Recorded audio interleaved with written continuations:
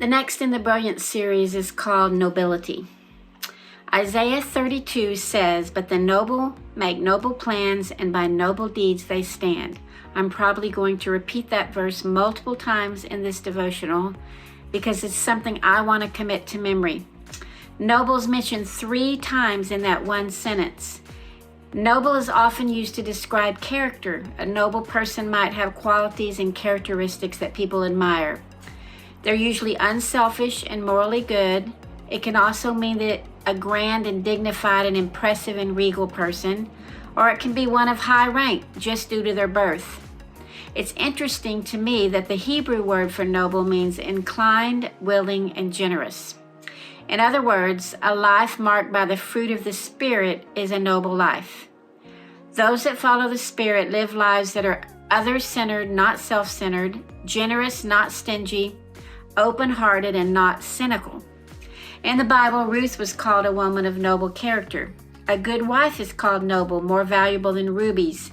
She carries with her strength, dignity, courage, and wisdom. But there's a contrast made before that verse that I just mentioned, that the noble make noble plans, and by noble deeds they stand. And the contrast is this. It's when fools are called nobles and scoundrels are highly respected. People bent on evil that practice ungodliness and spread error regarding the Lord. They leave the hungry empty, and they withhold water from the thirsty. They use wicked methods and schemes and devise lies. But the noble make noble plans, and by noble deeds they stand. So that's another word for living brilliantly. We've seen lots of that contrast in our daily lives among those perhaps of noble rank. Kings and leaders and presidents and those that are called to high offices often lead with anything but noble plans and deeds.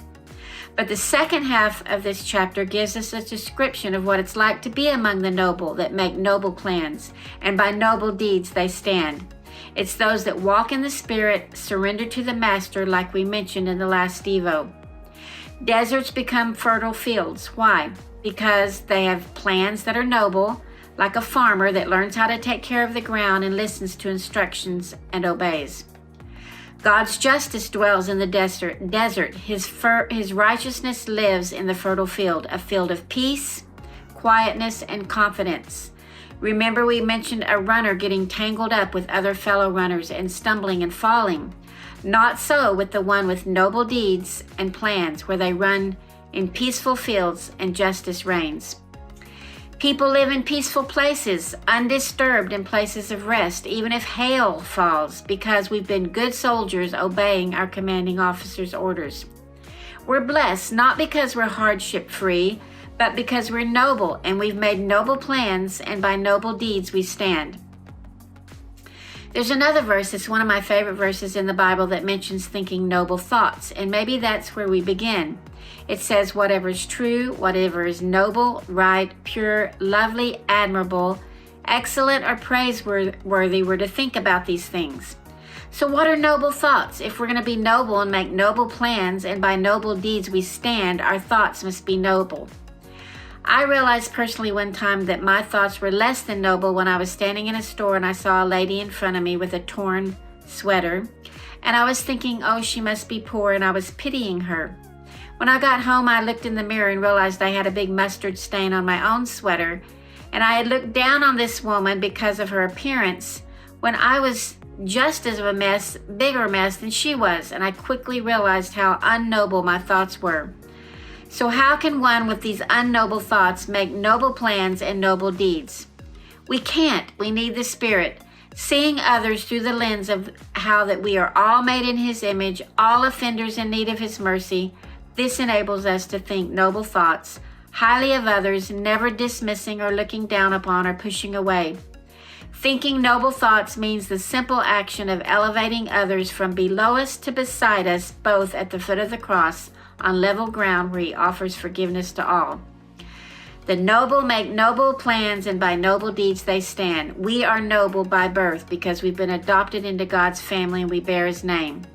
We can make noble plans. All this means is we plan to do good, live righteous, love others, love God. You know those planners we buy at the beginning of the year? I've bought so many over the years, and recently I just tossed one in the trash from 2023 that was mostly empty because I failed at keeping up with the plan. But noble plans are simple. Love God and love others. And by noble deeds we stand. Nothing can cause us to stumble or fall or cause others to stumble and fall when noble deeds are underneath us. Fertile fields, peaceful pastures, undisturbed places of rest. I personally want to memorize this verse. The noble make noble plans, and by noble deeds they stand. I want to remember the soldier, the runner, and the farmer. And I want to hand God my planner and say, here you go, fill it in. You start the work and complete it in me. Grant me a willing heart so that I can stand with the other women of the Bible of noble character, bringing good and not evil all the days of our lives.